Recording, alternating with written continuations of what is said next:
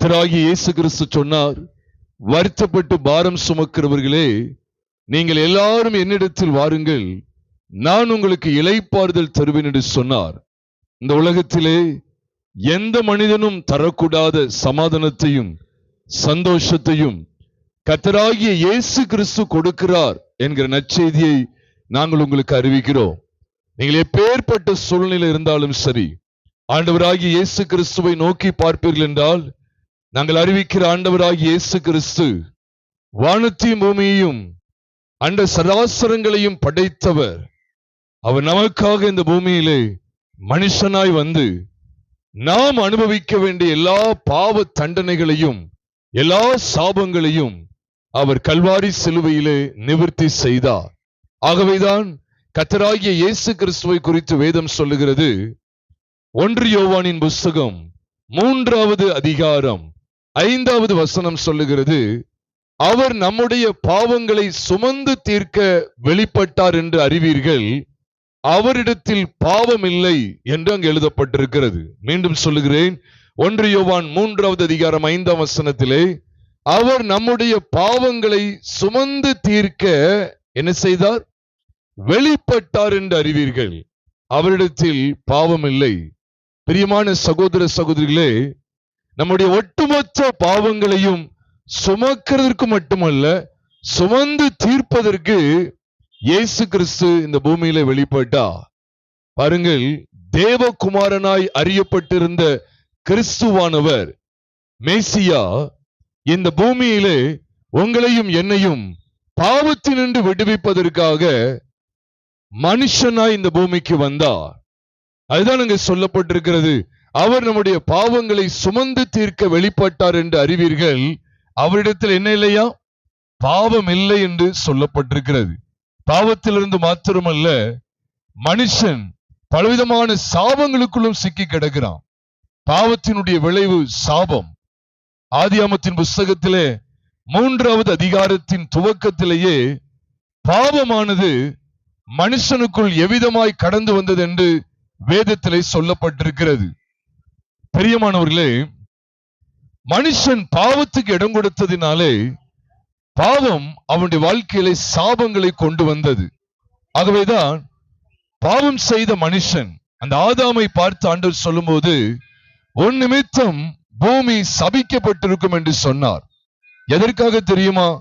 மனுஷன் செய்த பாவத்தின் விளைவாக ஒட்டுமொத்த இந்த பூமியிலேயுமே சாபம் வந்துவிட்டது. சாபம் வந்துவிட்டது. அப்போ மனுஷனை பாவத்தினின்றும் சாபத்தினின்றும் விடுவிப்பதற்காகத்தான் கர்த்தராகிய கிறிஸ்து இந்த பூமியிலே இயேசு என்கிற பெயர்ல வெளிப்பட்டார். ஆகவேதான் பிரியமானவர்களே, நாம் இப்பொழுது வாசிக்க கேட்டோமே, 1 யோவான் 3வது அதிகாரம் 5ஆம் வசனத்திலே, அவர் நம்முடைய பாவங்களை சுமந்து தீர்க்க வெளிப்பட்டார் என்று வேதம் சொல்லுகிறது. அது மாத்திரமல்ல, கலாத்தியர் 3வது அதிகாரம் 13ஆம் வசனத்தை வாசிக்கும் போதும் அங்கேயும் சொல்லுகிறார், மரத்திலே தூக்கப்பட்ட எவனும் சபிக்கப்பட்டவன் என்று எழுதியிருக்கிறபடி கிறிஸ்து நமக்காக சாபமாகி நியாயப்பிரமாணத்தின் சாபத்திற்கு நம்மை நீங்களாக்கி மீட்டு கொண்டார் என்று வேதம் சொல்லுது. பாருங்க, மனுஷனுக்கு பாவத்திலிருந்து விடுதலை கொடுக்கிறவர் மட்டுமல்ல, மனுஷனுக்கு சாபத்திலிருந்தும் விடுதலை கொடுக்கிறவர் தான் கர்த்தராகிய இயேசு கிறிஸ்து. இந்த நற்செய்தியை தான் உங்களுக்கு நாங்கள் அறிவிக்கிறோம். அதுதான் நாம் வாசிக்க கேட்ட வசனத்தை கூர்ந்து கவனியுங்கள். மத்தேயு எழுதின சுவிசேஷம் 12வது அதிகாரம் 33ஆம் வசனத்தை தான் இந்த செய்திக்கு ஆதாரமாக நான் எடுத்துக்கொண்டேன். நன்றாக கவனியுங்கள். நான் கொஞ்ச நேரம் தான் உங்களோடு இந்த வார்த்தைகளை பகிர்ந்து கொள்ள இருக்கிறேன். இந்த கூட்டம் சீக்கிரத்தில் முடிவடையும். கொஞ்ச நேரம் கர்த்தருடைய வார்த்தைகளை கேளுங்கள். மத்தேயு 12:33 சொல்லுகிறது, மரமானது எப்படி அறியப்படுதா? அதன் கனிகளால தான் அறியப்படுமா. ஒரு மரம் நல்லதென்றால் அதன் கனியும் எப்படி சொல்லணுமா? நல்லதென்று சொல்லுங்கள். ஒரு மரம் கெட்டதென்றால் அதன் கனியும் எப்படிப்பட்டது? கெட்டதென்று சொல்லுங்கள். மரமானது அதன் கனிகளால் அறியப்படும் என்று வேதம் சொல்லுகிறது. நன்றாக கவனியுங்கள். இந்த மரம் கனிகள் என்று அவர் சொல்வதற்கு காரணம் என்ன? பொதுவா அவர் மரத்தையோ அல்லது அந்த மரத்தில் உள்ள பழங்களை குறித்தோ பேச வேண்டிய அவசியம் கிடையாது. எதற்காக சொல்லிக் கொடுக்கிறான்னு சொன்னா, ஒரு மரம் தன்னிடத்திலிருந்து காய்களையும் அதை தொடர்ந்து பழங்களையும் என்ன செய்கிறது? பிறப்பிக்கிறது. இது உண்மையா இல்லையா? ஒரு செடி எடுத்துக்கிட்டாலும் சரி, அல்லது ஒரு மரத்தை எடுத்துக்கிட்டாலும் சரி, ஒரு மாமரம் வச்சுக்கீங்களேன், அந்த மாமரம் நல்லா வளர்ந்து வளர்ச்சி அடைந்து ஒரு நல்ல ஒரு முதிர்ந்த ஒரு இடத்துக்கு வரும்போது அது தன்னிடத்தில் உள்ள பழங்கள் என்ன செய்யும்? பிறப்பிக்கும். அப்படித்தானே? முதல்ல ஒரு மாதிரி பூ அடிச்ச மாதிரி இருக்கும், அதுக்கப்புறம் காய் விழுந்த மாதிரி இருக்கும், அதை தொடர்ந்து பழங்கள் வர ஆரம்பிக்கும். அப்போ அது தன்னுடைய தன்மையை வெளிப்படுத்தும். அப்ப ஆண்டவர் சொன்னார், ஒரு மரம் நல்லதென்றால் அதன் கனிகள் நல்லது என்று சொல்லுங்கள். ஒரு மரம் கெட்டதுன்னா அதன் கனிகள் எப்படிதான் இருக்கும்? சத்தமா சொல்லுங்க, கெட்டதா தான் இருக்கும். இப்ப மாமரத்துல யாராவது ஆப்பிள் பழங்களை பறிக்க முடியுமா? முடியாது. யாராவது கொய்யா மரத்துல மாம்பழங்களை பறிக்க முடியுமா? முடியாது. அப்ப ஒரு மரம் எதுவோ அதே தான் அது என்ன செய்யும்? பிரதிபலிக்கும். அதே போலதான் பிரியமானவர்களே, ஒரு மனுஷன் இருந்தான், ஆதாம் என்கிற ஒரு மனுஷன் இருந்தான். ஆண்டவர் பாருங்க, கடவுளாகிய இயேசு கிறிஸ்து, கடவுள் என்ன செய்யறாருன்னா, முதல்ல ஒரு மனுஷனை உண்டாக்குறார். அந்த மனுஷன் தான் யார் சொல்லுங்க? ஆதாம். அந்த ஆதாமுடைய விலா எலும்புலதான் ஒரு ஸ்திரீயை, ஒரு பெண்ணை படைத்தார். அந்த பெண்ணுக்கு பேர் தான் ஏவாள். ஆதாம் ஏவாள். நல்ல கவனிங்க, உங்களுக்கு இந்த சத்தியம் உங்களுக்கு விளங்கும். அப்ப ஆதாம் ஏவாளுக்கு ஒரு சில வார்த்தைகளை ஆண்டவர் சொல்லி இருந்தார், தேவன் சொல்லி இருந்தார். இந்த தோட்டத்தில் உள்ள எல்லா மரங்களையும் விருட்சங்களுடைய அந்த கனிகளை எல்லாம் நீங்க என்ன செய்யலாம்? புசிக்கலாம். ஆனால் ஒரே ஒரு மரத்தினுடைய கனியை மட்டும் என்ன செய்யக்கூடாது? புசிக்க கூடாது சொல்லி அவர்களுக்கு ஒரு நிபந்தனை, ஒரு கட்டளை கொடுத்திருந்தார். ஆனால் பாருங்க, அந்த எந்த மரத்தினுடைய கனியை சாப்பிடக்கூடாது சொல்லியிருந்தாரோ அதே மரத்தின் கனியை ஏவாள் முதல்ல சாப்பிட்டு அதை தொடர்ந்து யாருக்கும் கொடுத்துட்டா? ஆதாமுக்கும் கொடுத்தால். ரெண்டு பேருமே அதை சாப்பிட்டு உண்மையாவே மரணம் என்கிற ஒரு இடத்துக்கு வந்து விட்டார்கள். என்றைக்குமே ஞாபகம் வைத்துக் கொள்ளுங்க, கடவுளுடைய வார்த்தையை அவமதிக்கிறவர்கள் நிச்சயமாகவே அழிவை சந்திப்பார்கள். அதுதான் அன்றைக்கு அவர் சொல்லியிருந்தார், நீ புசிக்கும் நாளிலே, நான் விளக்கின அந்த விருட்சத்தின் கனியை நீ புசிக்கும் நாளிலே என்னாவாய்? சாகவே சாவாய் என்று சொன்னார். நீ எழுத்தின்படி பார்த்தீங்கன்னா அவங்க சரீரத்துல மரணம் அடையல, ஆனா ஆத்மாவிலே மரணம் அடைந்து விட்டார்கள். ஏனென்றால் ரோமருக்கு எழுதப்பட்ட நிருபம், ரோமர் 5வது அதிகாரம் 12வது வசனத்தையும் 14வது வசனத்தையும் நாம் பார்க்கும்போது பைபிள் சொல்லுகிறது, ஒரே ஒரு மனுஷனுடைய பாவத்தினாலே, பாவம் மட்டும் உலகத்தில் பிரவேசிக்கல, அந்த பாவத்தினாலே மரணமும் உலகத்தில் பிரவேசித்தது என்பதை ரோமர் 5வது அதிகாரம் 12வது வசனத்தில் நீங்களும் நானும் வாசிக்க முடியும் பிரியமானவர்களே. ஆக ஆண்டவர் பாருங்க, ஒரு மரத்தை போலதான் பாருங்க ஒரு மனுஷனை காண்பித்து கொடுக்கிறார். இந்த மனுஷன் ஆதாம். இந்த ஆதாம் தவறு செய்தது நிமித்தமா ஆதாமுடைய இரத்தத்தில் வந்த எல்லாருமே பாவிகள் ஆக்கப்பட்டார்கள். நீங்க இதை கவனிக்கணும். ஏன்னா ஒட்டுமொத்த மனுஷனையும் இந்த பூமியில பார்க்கிறோம், எத்தனையோ மனுஷர்களை பார்க்கிறோம், எத்தனையோ கோடிக்கணக்கான மனிதர்கள் இந்த பூமியில உண்டு. அவர் எல்லாருக்கும் பிறப்பிடம் யாரு தெரியுமா? யாருதான்? ஆதாமும் ஏவாளும் தான். ஆண்டவர் தேவன் படைத்த அந்த முதல் 2 மனிதர்கள், அதாவது ஆதாம் ஏவாள், இந்த 2 பேர் மூலமாகத்தான் இந்த உலகத்துல எல்லா மக்களும் வந்தவர்கள். அவர்கள் இல்லை அப்படின்னா சந்ததி என்ன செய்யாது? இல்லை. அப்ப அந்த 2 பேர் மூலமா தான். அதனாலதான் அப்போஸ்தலர் என்கிற ஒரு புஸ்தகம் இருக்கு பைபிள்ல. அதுல 17வது அதிகாரத்துல பார்ப்பீர்கள் என்றால், ஒரே இரத்தத்துல தான் மனுஷ ஜாதிகளை கர்த்தர் என்ன செய்தாராம்? தோன்ற பண்ணினாராம். ஒரே மனுஷனுடைய இரத்தத்துல தான் எல்லா மனிதர்களையும் ஆண்டவர் தோன்ற பண்ணி இருக்கிறார். அப்ப நான் உங்ககிட்ட ஒரு கேள்வி கேட்கிறேன், ஆதாமும் ஏவாளும் தவறு செய்துட்டாங்க, அப்படித்தானே? பாவம் செய்துட்டாங்க. பாவம் செய்யறவங்களுக்கு என்ன பேர் தெரியுமா? பாவி அப்படிங்கிற பேர். இப்ப அவர்கள் பாவி அப்படிங்கிற இடத்துக்கு வந்துட்டாங்க, பாவிகள் அப்படிங்கிற இடத்துக்கு வந்துட்டாங்க. இப்ப அவர்கள் மூலமா இந்த உலகத்துல பிறந்த அத்தனை மனிதர்களுமே யாராகத்தான் அறியப்படுவார்கள்? சத்தமா சொல்லுங்க, பாவிகள் தான். அதுக்குதான் இயேசு கிறிஸ்து இந்த சம்பவத்தை சொல்றாரு. ஒரு மரம் நல்லதென்றால் அதன் கனிகளும் எப்படிதான்? நல்லதுதான். எதை வச்சுதான் கனிகளை சொல்ல முடியும்?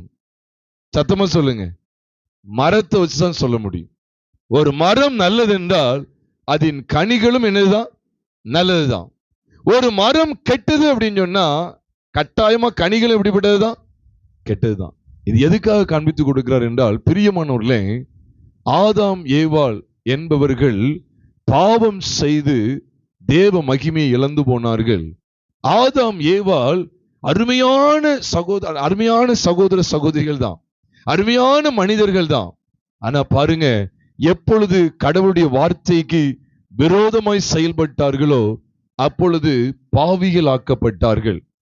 பாருங்க, உலகத்துல இந்த ரெண்டு பேர் தான் இருந்தாங்க. அதுக்கப்புறம் இவங்க மூலமா அடுத்தடுத்து பிள்ளைகள் பிறந்து பிறந்து பிறந்து பிறந்து இந்த உலகத்துல எத்தனையோ சந்ததிகளை பார்க்கிறோமோ பார்க்கலையா? பார்க்கிறோம். இவங்க எல்லாருமே எந்த இரத்தத்திலிருந்து தோண்டினவங்க? சத்தமா சொல்லுங்க, எந்த இரத்தத்துல தோண்டினவங்க? யாருடைய இரத்தத்துல தோண்டினவங்க? ஆதாம் ஏவாளுடைய இரத்தத்துல தோண்டினவங்க. அப்ப ஆதாம் ஏவாள் எப்படி ஆயிட்டாங்க? பாவிகள் ஆயிட்டாங்க. அப்போ அந்த மரம் கெட்டது அப்படின்னு சொன்னா கனிகள் எப்படிப்பட்டதுதான்? சத்தமா சொல்லுங்க, கெட்டது. அதனாலதான் ஆதாம் ஏவாள் என்பவர்கள் பாவிகள் ஆக்கப்பட்டதை தொடர்ந்து அவர்கள் மூலமா இந்த உலகத்தில் பிறந்த அத்தனை மனுஷனும் அத்தனை மனுஷியும் பாத்துக்கங்க, அத்தனை ஆண்களும் அத்தனை பெண்களும் பாவிகள் அப்படிங்கிற அடையாளத்தோடு தான் இந்த பூமியிலே பிறக்கிறார்கள். அத்தனை பேருமே. அதைத்தான் இங்கு வேதம் சொல்லுது, மரமானது அதன் கனிகளாலே அறியப்படும் என்று சொல்லப்பட்டிருக்கிறது. ஒரு மரம் கெட்டது அப்படின்னு சொன்னா கட்டாயமா அதன் கனிகள் எப்படிப்பட்டதுதான்? கெட்டதுதான். அப்போ யோசிச்சு பாருங்க, நம்ம எல்லாரும் எந்த மரத்திலிருந்து வந்தவங்க சொல்லுங்களேன் பார்ப்போம். யாருங்கிற அந்த மரத்திலிருந்து நம்ம இந்த கனிகளா வந்திருக்கிறோம் இந்த உலகத்துக்கு? யாருங்கிற மரத்திலிருந்து கனிகளா இந்த உலகத்துக்கு வந்திருக்கிறோம்? ஆதாம் என்கிற ஒரு மரத்திலிருந்து கனிகளா வந்திருக்கிறோம். அந்த ஆதாம் என்கிற மரம் கெட்டது அப்படின்னு சொன்னா அந்த மரம் பிறப்பித்த அத்தனை கனிகளும் என்னதுதான்? ஆமா, கெட்டது. பிரியமானவர்களே, நாமும் இந்த உலகத்தில் பிறக்கும் போதே பாவிகளாக, கெட்டு போனவர்களாக, அதாவது ஆக்கினைக்கு உட்பட்டவர்களாக, மரண தண்டனைக்கு பாத்திரவான்களாக இந்த உலகத்திலே பிறந்து வளர்ந்து வந்தோம். பிரியமானவர்களே, நல்ல கவனிங்க. எதற்காக இந்த செய்தி ஆண்டவர் நமக்கு தருகிறார் என்று சொன்னால், கெட்டு போகிற இந்த உலகத்திலே கெட்டு போன ஜனங்களாகத்தான் இந்த பூமியில வந்து பிறந்தோ வளர்ந்தோ நமக்கு ஒரு நற்செய்தி வந்து சேர்ந்தது. நற்செய்தி என்ன?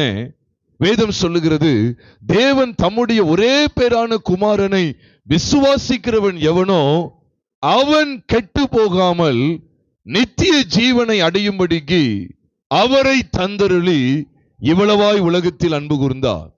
இன்னைக்கு பாவத்தினாலே கெட்டு போகிற இந்த உலகத்திற்கு ஒரு இரட்சகர் தேவைப்படுகிறார்.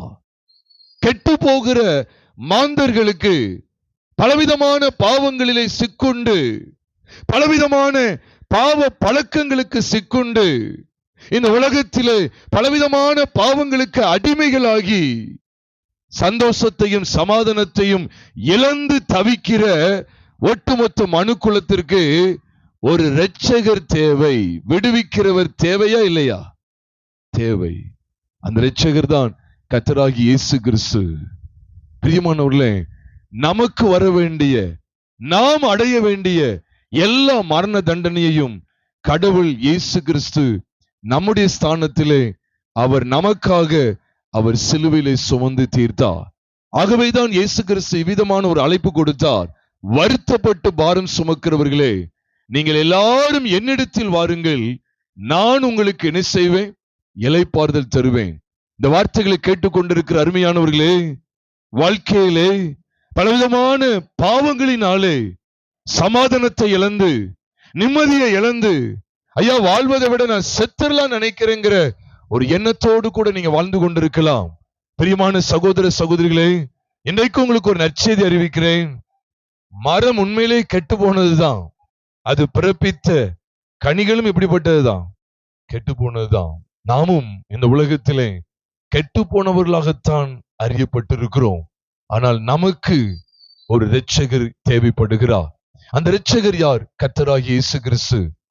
ஏன் இவர் நமக்கு இரட்சகராய் இருக்கிறார் என்று சொன்னால், இவர் வானத்தில் இருந்தா நமக்கு இரட்சகரா எப்படி இருக்க முடியும்? வானத்திலிருந்து நம்முடைய பாவங்களை எல்லாம் சுமந்து தீர்க்க முடியுமா? வானத்திலிருந்து நம்மளுக்காக இரத்தம் சிந்த முடியுமா? முடியாது. ஏன்னா மாம்சமும் இரத்தமும் தேவனுடைய ராஜ்யத்தை சுதந்திரிப்பதில்லை என்று 1 கொரிந்தியர் என்கிற புஸ்தகம் 15வது அதிகாரத்தில் வாசிக்கிறோம். அப்போ மேல மாம்சமும் இரத்தமும் கிடையாது. இப்ப நம்ம மாம்சமும் இரத்தத்தோடு பூமியில தானே கூடியிருக்கோம். வானத்துல என்ன செய்ய முடியாது. இப்ப இருக்கமே மாம்சமும் இரத்தம் இருக்கு பார்த்தீங்களா, நமக்கு இந்த கை தோழி சத இரத்தம்லாம் இருக்குது.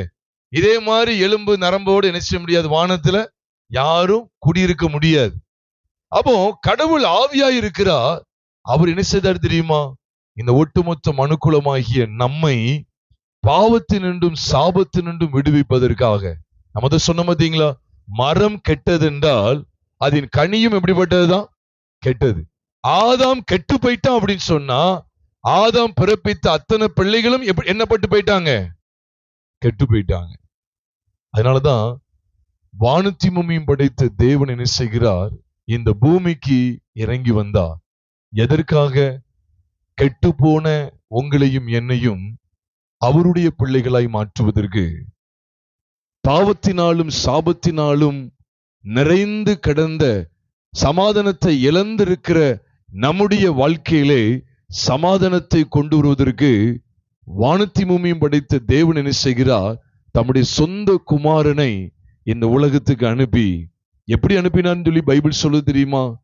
பாவ மாம்சத்தின் சாயலாகவும் பாவத்தை போக்கும் வழியாகவும் அனுப்பினார் சொல்லி ரோமர் அப்படிங்கிற ஒரு புஸ்தகம் இருக்கிறது. அதுல 8வது அதிகாரம் 3வது வசனம் சொல்லுகிறது, அது எப்படி எனில், மாம்சத்தினாலே பலவீனமாயிருந்த நியாயப்பிரமாணம் செய்யக்கூடாததை தேவனே செய்யும்படிக்கு தமது குமாரனை பாவ மாம்சத்தின் சாயலாகவும், நல்லா கவனிச்சுக்கங்க, பாவ மாம்சத்தின் சாயலாகவும் பாவத்தை போக்கும் வழியாகவும் அனுப்பி மாம்சத்திலே பாவத்தை எதுக்குள்ளாக தீர்த்தார்? ஆக்கினைக்குள்ளாக தீர்த்தாராம். பாருங்க, ஆதாம் மூலமாய் பிறப்பிக்கப்பட்ட எல்லா சந்ததிக்குள்ளும் என்ன காணப்பட்டுச்சு? ஆதாமுக்குள் பாவம் வந்துட்டு கெட்டு போயிட்டான். அப்ப ஆதாம் மூலமா பிறப்பிக்கப்பட்ட எல்லாருக்குள்ளும் என்ன வந்துட்டு? சத்தமா சொல்லுங்க, பாவம் வந்துடுச்சு. இப்போ கடவுள் என்ன செய்யறாரு தெரியுமா? இந்த உலகத்துக்கு இறங்கி வந்து எப்படி வர்றாருன்னு பைபிள்ல போட்டிருக்கு, பாவ மாம்சத்தின் சாயலாக. இந்த உலகமே அப்படித்தானே இருக்கு, பாவ மாம்சத்தின் சாயல். பாவத்தை போக்கும் வழியாக. இந்த வார்த்தையை கவனிக்கீங்களா? எப்படிப்பட்ட வழியாக வந்தாரு? பாவத்தை போக்கும் வழியாக. ஐயா, அப்படின்னா சாபத்தை போக்க மாட்டாரான்னு கேட்டாதீங்க. ஏன்னா சாபத்துக்கான காரணமே என்ன தெரியுமா? பாவம்தான். ஒரு மனுஷனுடைய வாழ்க்கையில சாபம் இருக்கு அப்படின்னு சொன்னா அதுக்கு காரணமே பாவம் தான். இப்ப பாவம் போயிடுச்சு அப்படின்னா எதுவும் போயிடும், சாபமும் போயிடும். அதனாலதான் பைபிள்ல போட்டிருக்கு, பாவத்தை போக்கும் வழியாக அவரை அனுப்பி மாம்சத்திலே பாவத்தை எதுக்குள்ளாக தீர்த்தாராம்? ஆக்கினைக்குள்ளாக தீர்த்தார். இந்த வார்த்தைகளை கேட்கிற அருமையானவர்களே, நிச்சயமாவே சொல்லுகிறேன், ஆண்டவராகிய இயேசு கிறிஸ்து நம்முடைய ஒட்டுமொத்த பாவங்களையும் தம்முடைய மாம்சத்திலே ஆக்கினைக்குள்ளாக தீர்த்து விட்டார். மனுஷன் பாவத்திலிருந்து விடுதலை பெற முடியும். இங்கே நாங்கள் அறிவிக்கிறோமே, ஆண்டவராகிய இயேசு கிறிஸ்து அறிவிக்கிறோமே, நாங்களும் ஒரு காலத்தில் பாவிகளாக வாழ்ந்து வந்தோம். நிம்மதி இல்லை, சமாதானம் இல்லை, சந்தோஷத்தை எல்லாம் இழந்தவர்களாய் வாழ்ந்து வந்தோம். எங்களுடைய வாழ்க்கையை இயேசு கிறிஸ்து ஆசீர்வதித்தார். என்னுடைய எல்லா பாவங்களையும் இங்கே அறிவித்துக் கொண்டிருக்கிறேனே, இந்த செல்வகுமார், நான் பயங்கரமான பாவத்தில் இருந்தேன், சமாதானத்தை இழந்து இருந்தேன். என்னுடைய எல்லா பாவங்களையும் இயேசு கிறிஸ்து மன்னித்தார். எப்படி தெரியுமா? அவர் இந்த பூமியிலே பாவத்தை போக்கும் வழியாக வெளிப்பட்டு, பலின்னு போட்டிருக்கு பார்த்தீங்களா? அது நீங்க உன்னிப்பா கவனிக்கணும். பலி அப்படின்னாலே, பலின்னு என்னது? சும்மா ஒரு 100 ரூபாய் 200 ரூபாய் கையில கொடுக்கறதா பலி இல்ல. பலி அப்படின்னு சொன்னாலே ரத்தம் சிந்தினா. இயேசு கிறிஸ்து நம்முடைய ஒட்டுமொத்த பாவங்களையும் சிலுவையிலே பரிகரிப்பதற்காக, நிவர்த்தி செய்வதற்காக அவர் கல்வாரி சிலுவையிலே ஆணிகளால் கடாவப்பட்டவராய் இரத்தத்தை சிந்தினார். உங்களுக்கும் எனக்கும் வர வேண்டிய பாவத்திற்கான தண்டனையை இயேசு சிலுவையிலே சுமந்து தீர்த்து விட்டார். இந்த வெளிச்சத்திலே வாழ்வதுதான் நமக்கு ஆசீர்வாதம். பிரியமானவர்களே, அதில் எப்பேற்பட்ட சூழ்நிலை இருந்தாலும் சரி, இன்னைக்கு ஆண்டவரே என்னுடைய எல்லா பாவங்களையும் நீர் சிலுவையில சுமந்து விட்டீருங்கிற அந்த நிச்சயத்தோடு இந்த இடத்துல நான் கடந்து போறேன். அதுதான் ஆசீர்வாதம். எங்கே சாபம் நீங்கப்படுது தெரியுமா? எங்கே பாவங்கள் மன்னிக்கப்படுகிறதோ அங்கே சாபம் நீக்கப்படுகிறது. இன்னைக்கு நம்முடைய வாழ்க்கையில் ஐயோ எனக்கு இந்த இடத்துல ஒரு பாவம் இருக்குதே, ஐயோ நான் இந்த இடத்துல இந்த ஒரு சூழ்நிலையில நான் பாவம் செய்துட்டேனே, என்னுடைய வாழ்க்கையில் இப்படிப்பட்ட பாவங்கள் இருக்கிறது அல்லது அப்படிப்பட்ட பாவங்கள் இருக்கிறேன்னு சொல்லி பலவிதமான பாவங்கள்ல சிக்குண்டு சமாதானத்தை இழந்தவர்களா இருக்கிறீர்களா? இன்னைக்கு கர்த்தராகிய இயேசு கிறிஸ்துவை நோக்கி பாருங்கள். நிச்சயமாகவே சொல்லுகிறேன், ஆண்டவராகிய இயேசு கிறிஸ்து நம்முடைய அனைத்து பாவங்களையும் கிருபையாய் மன்னித்து அவர் சிலுவையில் சிந்தின விலையேற பெற்ற இரத்தத்தினாலே நம்மை கழுவி நம்மை ஆசீர்வதிக்க அவர் போதுமானவர். நாம் இருக்க இடத்தில் அப்படி நம் கண்களை மூடி நாம் கர்த்தரை நோக்கி பார்ப்போமா? நாம் ஜெபித்து நாம் நிறைவு செய்வோம். நாம் ஜெபித்து நிறைவு செய்வோம். ஒருவேளை ஏதாகிலும் குற்றங்கள் குறைகள் நம்ம இடத்தில் இருக்குமானால், ஆண்டவரே என் பாவங்களை எனக்கு மன்னியும், என்னுடைய பாவங்களையும் சாபங்களையும் நீக்கி போட நீ இரட்சகராய் இந்த உலகத்துக்கு வந்தீரே, நான் உம்மை ஏற்றுக்கொள்ளுகிறேன், நான் உம்மை ஏற்றுக்கொள்ளுகிறேன் என்று அப்படி ஒப்பு கொடுப்போமா? நிச்சயமாகவே இந்த இயேசு கிறிஸ்து நம்முடைய பாவங்களை எல்லாம் மன்னித்து நம்ம எல்லா சாபத்திற்கும் நீங்களாக்கி நம்மை மீட்டுக்கொள்ள அவர் போதுமானவராய் இருக்கிறார். மகா பரிசுத்தமுள்ள எங்கள் பரலோக தேவனே, நாங்கள் உம்மை ஸ்தோத்திரிக்கிறோம். நீர் எங்களுக்கு தந்த இந்த விலையேற பெற்ற தருணத்திலே உம்முடைய ஜீவனுள்ள வார்த்தைகளை நாங்கள் கேட்கும்படியான பாக்கியத்தை தந்தீர். வருவாய் தருணம் இதுவே, அழைக்கிறாரே, வல்ல ஆண்டவர் இயேசுவண்டேன்னு சொல்லி நாங்கள் பாடினோமே. அது மாத்திரமல்ல, இயேசு வாழ்வு கொடுக்கிறார், இயேசு வாழ்வு கொடுக்கிறார் என்று சொல்லி நாங்கள் பாடினோமே. உண்மையாவே நீர் எங்களுக்கு வாழ்வு கொடுக்கிறவர் ஆண்டவரே. யாரெல்லாம் வாழவே முடியாதுன்னு நினைக்கிறார்களோ எல்லாருடைய வாழ்க்கையிலையும் நீ ஒட்டுமொத்த பாவங்களையும் நீர் நிவர்த்தி செய்து அவர்களை வாழ வைக்கிறீர் ஆண்டவரே.